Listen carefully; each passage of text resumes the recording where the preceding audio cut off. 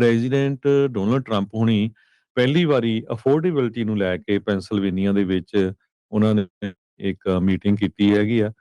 ਉੱਥੇ ਉਹਦੇ ਵਿੱਚ ਉਹਨਾਂ ਨੇ ਬਹੁਤ ਕੁਝ ਬੋਲਿਆ, ਜਿਹਦੇ 'ਚ ਉਹਨੇ ਕਿਹਾ ਵੀ more jobs, better wages and higher income for American citizens, not for illegal aliens.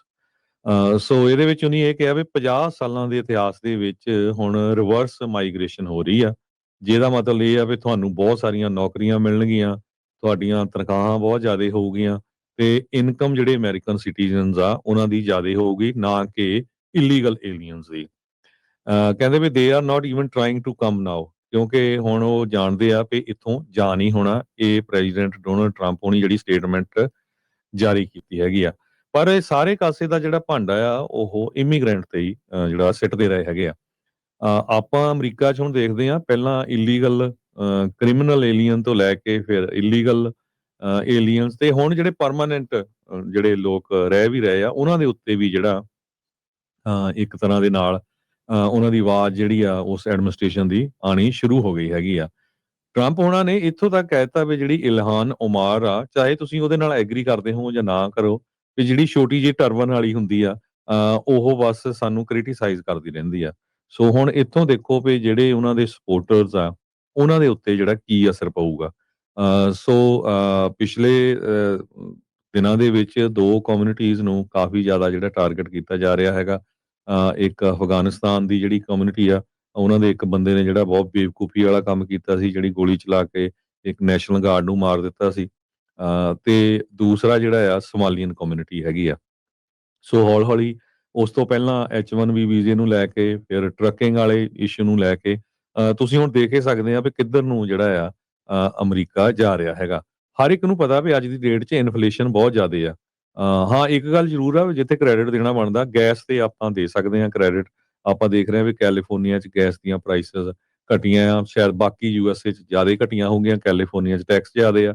ਪਰ ਫਿਰ ਵੀ ਆਪਾਂ ਕਹਿ ਸਕਦੇ ਆ ਵੀ ਕਾਫੀ ਪਹਿਲਾਂ ਨਾਲੋਂ ਡਾਲਰ ਜਾਂ 75 ਸੈਂਟ ਦੇ ਕਰੀਬ ਪ੍ਰਾਈਸਿਸ ਘਟੀ ਆ। ਪਰ ਓਵਰਆਲ ਜਿਹੜੀ ਇਨਫਲੇਸ਼ਨ ਆ ਉਹ ਬਹੁਤ ਜ਼ਿਆਦਾ ਵਧੀ ਹੈਗੀ ਆ। ਅਫੋਰਡੇਬਿਲਟੀ ਇੱਕ ਬਹੁਤ ਵੱਡਾ ਇਸ਼ੂ ਆ ਤੇ ਟਰੰਪ ਹੁਣੀ ਵਾਰ-ਵਾਰ ਇਹ ਕਹਿ ਰਿਹਾ ਵੀ ਇਹ ਹੋਐਕਸ ਹੈ, ਵੀ ਇਹ ਤਾਂ ਐਵੇਂ ਹੀ ਆ ਬਣਾਇਆ, ਕੋਈ ਇਦਾਂ ਦਾ ਹੈ ਨਹੀਂ। ਆਪਾਂ ਸਾਰਿਆਂ ਨੂੰ ਪਤਾ ਵੀ ਕਿੰਨੀ ਮਹਿੰਗਾਈ ਹੋ ਚੁੱਕੀ ਹੈਗੀ ਆ, ਹਰ ਚੀਜ਼ ਬਹੁਤ ਮਹਿੰਗੀ ਆ। ਪਰ ਸਾਰੇ ਪਾਸੇ ਦਾ ਜਿਹੜਾ ਧਿਆਨ ਦਿਵਾਉਣ ਤੋਂ ਜਿਹੜਾ ਇਮੀਗ੍ਰੈਂਟ ਵੱਲ ਜਿਹੜਾ ਧਿਆਨ ਆ ਉਹ ਦਿੱਤਾ ਜਾ ਰਿਹਾ ਹੈਗਾ।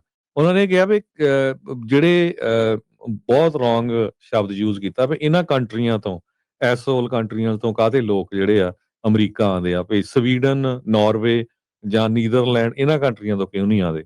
ਉਹਨਾਂ ਕੰਟਰੀਆਂ ਤੋਂ ਲੋਕ ਇਸ ਕਰਕੇ ਨਹੀਂ ਆਉਂਦੇ ਵੀ ਉੱਥੇ ਐਜੂਕੇਸ਼ਨ ਟੋਟਲੀ ਫ੍ਰੀ ਆ, ਉੱਥੇ ਮੈਡੀਕਲ ਟੋਟਲੀ ਫ੍ਰੀ ਹੈਗਾ ਆ।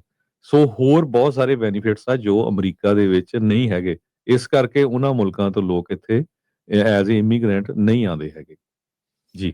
ਜੀ ਬਿਲਕੁਲ। ਸੋ ਪੈਂਸਿਲਵੇਨੀਆ ਬੈਟਲ ਗਰਾਊਂਡ ਸਟੇਟ ਆ, ਉੱਥੇ ਕੱਲ ਸ਼ਾਮ ਨੂੰ ਜਿਹੜਾ ਉਹਨਾਂ ਨੇ ਭਾਸ਼ਣ ਦਿੱਤਾ। ਸੋ ਕੈਂਪੇਨ ਰੈਲੀ ਦੇ ਵਰਗਾ ਹੀ ਉਹਨਾਂ ਦਾ ਐਜ਼ ਏ ਪ੍ਰੈਜ਼ੀਡੈਂਟ ਇਹ ਭਾਸ਼ਣ ਜਿਹੜਾ ਰਿਹਾ। ਸੋ ਸਟੀਲ ਦੀ ਗੱਲ ਉੱਥੇ ਉਹਨਾਂ ਨੇ ਕੀਤੀ, ਫਰਾਡ ਜਿਹੜਾ ਮਿਨੇਸੋਟਾ ਦੇ ਵਿੱਚ ਹੋਇਆ ਉਸ ਦੀ ਵੀ ਚਰਚਾ ਕੀਤੀ। ਸੋ ਕਾਸਟ ਆਫ ਲਿਵਿੰਗ ਦੇ ਜਿਹੜੇ ਇਸ਼ੂਜ਼ ਦੇ ਉੱਤੇ ਚਰਚਾ ਜਿਹੜੀ ਉਹ ਕਰ ਰਹੇ ਸੀ। ਸੋ ਹੁਣ ਆਪਣੇ ਆਪ ਨੂੰ ਜਿਹੜੀ ਆਪਣੀ ਇਕਨੋਮਿਕ ਪਾਲਿਸੀ ਆ ਉਸ ਨੂੰ ਸੈੱਲ ਕਰ ਰਹੇ ਆ। ਉਸ ਦੇ ਲਈ ਇਹਨਾਂ ਨੇ ਪੈਂਸਿਲਵੇਨੀਆ ਤੋਂ ਜਿਹੜੀ ਉਹ ਹੁਣ ਸ਼ੁਰੂਆਤ ਕੀਤੀ ਹੈਗੀ ਆ। ਸੋ ਕਿੰਨਾ ਕੁ ਲੋਕਾਂ ਦੇ ਮਨਾਂ ਦੇ ਉੱਤੇ ਅਸਰ ਪਾ ਸਕਣਗੇ। ਮਿਡ ਟਰਮਸ ਇਲੈਕਸ਼ਨ ਦਾ ਸਮਾਂ ਆ ਰਿਹਾ ਹੈ, 1 ਸਾਲ ਤੋਂ ਘੱਟ ਦਾ ਵਕਤ ਰਹਿ ਗਿਆ ਹੈ, 11 ਮਹੀਨੇ ਰਹਿ ਗਏ ਨੇ ਇਲੈਕਸ਼ਨਸ ਦੇ ਵਿੱਚ। ਸੋ ਉਸ ਦੀਆਂ ਜਿਹੜੀਆਂ ਤਿਆਰੀਆਂ ਆ ਉਹ ਬਰਾਬਰ ਜਿਹੜੀਆਂ ਚੱਲ ਰਹੀਆਂ। ਕੱਲ ਆਪਾਂ ਜਿੱਦਾਂ ਕੱਲ ਵੀ ਜ਼ਿਕਰ ਕੀਤਾ ਸੀ ਸ਼ਾਮ ਨੂੰ, ਸ਼ਾਮ ਦੀਆਂ ਖਬਰਾਂ 'ਚ ਵੀ ਪਹਿਲੀ ਵਾਰੀ 30 ਸਾਲਾਂ ਬਾਅਦ 28 ਸਾਲਾਂ ਬਾਅਦ ਮਿਆਮੀ ਦੀ ਜਿਹੜੀ ਮੇਅਰ ਆ ਉਹ ਇੱਕ ਔਰਤ ਤੇ ਇੱਕ ਡੈਮੋਕ੍ਰੇਟ ਪਾਰਟੀ ਦੀ ਜਿਹੜੀ ਉਹ ਬਣੀ। ਉਹਨਾਂ ਨੇ 28 ਸਾਲਾਂ ਬਾਅਦ ਉਸ ਸੀਟ ਨੂੰ ਉੱਥੇ ਫਲਿੱਪ ਜਿਹੜਾ ਉਹ ਕੀਤਾ ਆ। ਟਰੰਪ ਹੋਣਾ ਨੇ ਗੋਨਜ਼ਾਲਸ ਜਿਹੜੇ ਵਿਰੋਧੀ ਸੀਗੇ ਜਾਂ ਉਹਨਾਂ ਦੀ ਪਾਰਟੀ ਵੱਲੋਂ ਸੀ, ਰਿਪਬਲਿਕਨ ਪਾਰਟੀ ਵੱਲੋਂ, ਉਹਨਾਂ ਨੂੰ ਸਪੋਰਟ ਵੀ ਕੀਤੀ, ਕਿਹਾ ਵੀ ਵੋਟ ਵੀ ਪਾਓ, ਪਰ ਫਿਰ ਵੀ ਉੱਥੇ ਜਿਹੜੀ ਮੇਅਰ ਆ ਉਹ ਦੂਜੀ ਜਿੱਤੀ ਹੈਗੀ ਆ। ਸੋ ਕੀ ਇਸ਼ਾਰੇ ਜਿਹੜੇ ਉਹ ਆ ਰਹੇ ਆ ਇਹ ਦੇਖਣ ਵਾਲੀ ਗੱਲ ਆ। ਸੋ ਕੀ ਜਦੋਂ ਵੀ ਕੋਈ ਹੁਣ ਰਾਸ਼ਟਰਪਤੀ ਟਰੰਪ ਨੂੰ ਖਾਸ ਕਰਕੇ ਕੋਈ ਪੱਤਰਕਾਰ ਤਿੱਖਾ ਸਵਾਲ ਪੁੱਛਦਾ ਤੇ ਉਹਨਾਂ ਦਾ ਇੱਕ ਹੀ ਗੱਲ ਹੁੰਦਾ ਆ, ਫੇਕ ਨਿਊਜ਼ ਨੈਸਟੀ ਰਿਪੋਰਟਰ, ਇਹ ਜਿਹੜੇ ਉਹਨਾਂ ਦੇ ਸ਼ਬਦ ਹੁਣ ਮੂੰਹ ਦੇ ਉੱਤੇ ਜਿਹੜੇ ਉਹ ਚੜੇ ਪਏ ਆ, ਜੇ ਕੋਈ ਉਹਨਾਂ ਨੂੰ ਸਵਾਲ ਉਸ ਹਿਸਾਬ ਦੇ ਨਾਲ ਪੁੱਛਦਾ ਹੈਗਾ ਆ। ਸੋ ਦੇਖੋ ਅੱਗੇ ਹੁਣ ਅੱਗੇ ਕੀ ਇਸ ਦੇ ਵਿੱਚ ਬਣਦਾ ਆ। ਕਾਸਟ ਆਫ ਲਿਵਿੰਗ ਜਾਂ ਅਫੋਰਡੇਬਿਲਿਟੀ ਨੂੰ ਕਿੰਨਾ ਕੁ ਚਿਰ ਇਹ ਡੈਮੋਕ੍ਰੇਟਾਂ ਦੇ ਸਿਰ ਜਿਹੜਾ ਭਾਂਡਾ ਭੰਨਣਗੇ। ਹੁਣ ਤਾਂ ਸਾਲ ਹੋ ਗਿਆ ਇਹਨਾਂ ਨੂੰ ਆਲਮੋਸਟ ਪ੍ਰਸ਼ਾਸਨ ਨੂੰ ਜਿਹੜਾ ਉਹ ਚਲਾਉਂਦਿਆਂ। ਪਹਿਲੇ ਦਿਨ ਦਾ ਐਗਜ਼ੈਕਟਿਵ ਆਰਡਰ ਸਾਈਨ ਕੀਤਾ ਹੋਇਆ ਆ ਅਫੋਰਡੇਬਿਲਿਟੀ ਨੂੰ ਜਿਹੜਾ ਉਹ ਲੈ ਕੇ, ਪਰ ਉਸ ਤੋਂ ਬਾਅਦ ਦੇ ਵਿੱਚ ਅੱਗੇ ਬਣ ਕੀ ਜਾ ਰਿਹਾ ਆ, ਉਹ ਬਣਿਆ ਕੀ ਹੈਗਾ ਆ, ਉਹ ਸਾਰਿਆਂ ਦੇ ਸਾਹਮਣੇ ਹੀ ਹੈਗਾ ਆ। ਜੀ। ਸੋ ਸਕੈਮ, ਹੋਕਸ, ਇਸ ਪੂਰੇ ਅਫੋਰਡੇਬਿਲਿਟੀ ਕ੍ਰਾਈਸਿਸ ਨੂੰ ਰਾਸ਼ਟਰਪਤੀ ਟਰੰਪ ਕਹਿ ਰਹੇ ਨੇ। ਸੋ ਇਹ ਜਿਹੜਾ ਕਾਨਫਰੰਸ ਸੈਂਟਰ ਬਾਲਰੂਮ ਮਾਊਂਟ ਏਰੀ ਕਸੀਨੋ ਰਿਜ਼ੋਰਟ ਆ, ਮਾਊਂਟ ਪੋਨੋ, ਛੋਟਾ ਜਿਹਾ ਟਾਊਨ ਹੈ ਪੈਂਸਿਲਵੇਨੀਆ 'ਚ, 3000 ਇਹਨਾਂ ਦੇ ਰੈਜ਼ੀਡੈਂਟ ਆ। ਉੱਥੇ ਇਹ ਜਿਹੜਾ ਟਰੰਪ ਹੋਣਾ ਦੀ ਮੀਟਿੰਗ ਸੀਗੀ, ਜਿੱਥੇ ਉਹਨਾਂ ਨੇ ਇਹ ਅਫੋਰਡੇਬਿਲਿਟੀ ਦੇ ਉੱਤੇ ਜਿਹੜਾ ਆ ਆਪਣੇ ਵਿਊ ਪੁਆਇੰਟ ਦਿੱਤੇ ਹੈਗੇ। ਉਹਨਾਂ ਨੇ ਇਹ ਕਿਹਾ ਵੀ ਜਿਹੜੀਆਂ ਹੈਲ ਹੋਲਸ ਕੰਟਰੀਜ਼ ਹੈਗੀਆਂ, Afghanistan, Haiti, Somalia and many other countries, ਉੱਥੋਂ ਜਿਹੜੇ ਆ ਇਮੀਗ੍ਰੈਂਟਸ ਆਉਣ ਤੋਂ ਅਸੀਂ ਆਬਜੈਕਟ ਕਰਦੇ ਹਾਂ। ਤੇ ਨਾਲ ਦੀ ਨਾਲ ਕਿਹਾ ਵੀ ਇਹ ਜਿਹੜੇ ਤੁਹਾਨੂੰ ਪਤਾ ਹੀ ਆ ਵੀ ਇਹ ਡਿਜ਼ਾਸਟਰ ਆ, ਫਿਲਥੀ ਆ, ਡਰਟੀ ਆ, ਡਿਸਗਸਟਿੰਗ ਆ, ਰਿਡਨ ਵਿਦ ਕ੍ਰਾਈਮ, ਇਹ ਜਿਹੜੇ ਹੈਗੇ ਆ ਮੁਲਕ ਇਦਾਂ ਦੇ ਹੈਗੇ ਆ। ਸੋ ਹੁਣ ਵੋਟਰਸ ਜਿਹੜੇ ਆ ਉਹ ਬਲੇਮ ਕਰ ਰਹੇ ਆ ਰਿਪਬਲਿਕਨਸ ਨੂੰ, ਕਿਉਂਕਿ ਬਹੁਤ ਸਾਰੇ ਇੰਡੀਪੈਂਡੈਂਟਸ ਜਿਹੜੇ ਲੋਕ ਆ ਉਹਨਾਂ ਨੇ ਰਿਪਬਲਿਕਨਸ ਨੂੰ ਵੋਟਾਂ ਪਾਈਆਂ ਸੀ। ਹੁਣ ਜਦੋਂ ਮਹਿੰਗਾਈ ਹੁੰਦੀ ਆ ਉਹ ਤਾਂ ਦੇਖਦੀ ਨਹੀਂ ਵੀ ਤੁਸੀਂ ਡੈਮੋਕ੍ਰੇਟ ਆ ਜਾਂ ਰਿਪਬਲਿਕਨ ਆ ਜਾਂ ਤੁਸੀਂ ਇੰਡੀਪੈਂਡੈਂਟ ਹੈਗੇ ਆ, ਉਹ ਤਾਂ ਬਸ ਬੰਦਾ ਹੀ ਦੇਖਦੀ ਆ। ਸੋ ਹੁਣ ਕਹਿੰਦੇ ਵੀ ਸਾਲ ਹੋ ਗਿਆ, ਹੁਣ 1 ਸਾਲ ਤੁਸੀਂ ਠੀਕ ਆ ਵੀ ਜੋ ਬਾਈਡਨ ਉਹਨਾਂ ਦਾ ਜਾਂ ਪਹਿਲਾਂ ਦਾ ਜਿਹੜਾ ਐਡਮਿਨਿਸਟ੍ਰੇਸ਼ਨ ਆ, ਉਹਨਾਂ ਨੂੰ ਬਹੁਤ ਭੰਡ ਲਿਆ, ਠੀਕ ਆ, ਉਹਨਾਂ ਨੇ ਗਲਤੀਆਂ ਕੀਤੀਆਂ ਜਿਹਦੇ ਕਰਕੇ ਆ ਸਾਰਾ ਕੁਝ ਹੋ ਰਿਹਾ।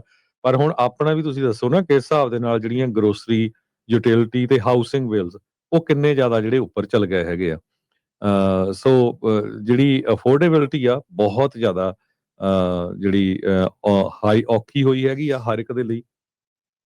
ਦੂਸਰੇ ਪਾਸੇ ਮਿਆਮੀ ਸ਼ਹਿਰ ਵਰਗੇ ਜਿੱਦਾਂ ਦੇ ਤੁਸੀਂ ਦੱਸਿਆ ਆ ਕਿ ਜਿੱਥੇ 30 ਸਾਲਾਂ ਤੋਂ ਪੂਰਾ ਰੈੱਡ ਏਰੀਆ ਆ, ਰਿਪਬਲਿਕਨ ਉੱਥੇ ਜਿੱਤਦੇ ਸੀ, ਕਿਊਬਨ ਦਾ ਉੱਥੇ ਕਾਫੀ ਹੋਲਡ ਆ ਤੇ ਪਹਿਲੀ ਵਾਰੀ 30 ਸਾਲਾਂ 'ਚ ਪਹਿਲੀ ਡੈਮੋਕ੍ਰੇਟ ਮੇਅਰ ਉਹ ਵੀ ਇੱਕ ਬੀਬੀ ਜਿਹੜੀ ਆ ਉਹ ਬਣੀ ਹੈਗੀ ਆ। ਸੋ ਇਹ ਵੀ ਇੱਕ ਜਿਹੜਾ ਹੁਣ ਟਰੰਪ ਐਡਮਿਨਿਸਟ੍ਰੇਸ਼ਨ ਜਾਂ ਜਿਹੜੀ ਰਿਪਬਲਿਕਨ ਪਾਰਟੀ ਆ ਉਹਨਾਂ ਦੇ ਲਈ ਚਿੰਤਾ ਦਾ ਵਿਸ਼ਾ ਆ ਵੀ ਭਾਈ ਐਡੀ ਜਿਹੜੀ 30 ਸਾਲਾਂ ਤੋਂ ਜਿੱਥੇ ਰਿਪਬਲਿਕਨ ਪਾਰਟੀ ਦਾ ਮੇਅਰ ਬਣਦਾ ਆਇਆ ਹੋਵੇ ਤੇ ਉੱਥੇ ਹੁਣ ਡੈਮੋਕ੍ਰੇਟ ਚੇਂਜ ਹੋ ਜਾਣ ਤੇ ਆਉਣ ਵਾਲੀਆਂ ਜਿਹੜੀਆਂ ਨਵੰਬਰ 'ਚ ਇਲੈਕਸ਼ਨ ਹੋਣੀਆਂ ਅਗਲੇ ਸਾਲ, ਉਹਦਾ ਕਿਤੇ ਬਹੁਤ ਬੁਰਾ ਅਸਰ ਨਾ ਪੈ ਜਾਵੇ। ਹਾਲਾਂਕਿ ਜਿੱਥੋਂ ਫਲੋਰੀਡਾ 'ਚ 12% ਤੋਂ ਵੱਧ ਪੁਆਇੰਟ ਦੇ ਨਾਲ ਟਰੰਪ ਹੁਣੀ ਜਿੱਤੇ ਸੀ ਪਿਛਲੀ ਵਾਰੀ ਉਸ ਇਲੈਕਸ਼ਨ 'ਚੋਂ। ਸੋ ਇਹ ਸਾਰੇ ਕਾਸੀ ਦੇ ਵਿੱਚ ਮੇਨ ਇਸ਼ੂ ਤਾਂ ਇਹ ਸੀਗਾ ਵੀ ਅਫੋਰਡੇਬਿਲਿਟੀ ਨੂੰ ਲੈ ਕੇ, ਪਰ ਫਿਰ ਉਹਨੇ ਸਾਰਾ ਕੁਝ ਜਿਹੜਾ ਆ ਉਹ ਇਲੀਗਲ ਇਮੀਗ੍ਰੈਂਟਸ ਜਾਂ ਇਮੀਗ੍ਰੈਂਟਸ ਉਹਨਾਂ ਦੇ ਉੱਤੇ ਜਿਹੜਾ ਭਾਂਡਾ ਆ ਭੰਨਿਆ ਹੈ। ਜੀ,